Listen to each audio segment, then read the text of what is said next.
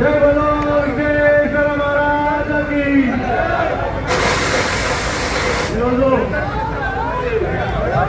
పిల్లలు కూడా గ్రామంలో ప్రతి ఏడు కన్నుల పండుగ ఈ యొక్క విఘ్నేశ్వర పూజని 11 రోజులు పూజ చేసుకొని ఈ యొక్క లడ్డు వేలంలో నరసింహ యాదవ్ గారు కదా లడ్డు వేలంలో లడ్డుని 5,60,60,000 రూపాయలకు 61,000 రూపాయలకు దగ్గర నరసింహ యాదవ్ గారిని అభినందిస్తూ ఉన్నాము. వారి కుటుంబానికి ఆ విఘ్నేశ్వరుడి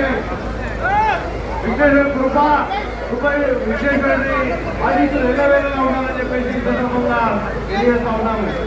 మరి అలా జిల్లాలో కూడా గ్రామంలో మరి ప్రతి సిద్ధుడు గణేశుడిని లడ్డు కూడా అందరూ కూడా ఇప్పటివరకు అందరూ కూడా ఎదుర్కొంటూ వస్తున్నారు. మరి లడ్డు విశేషము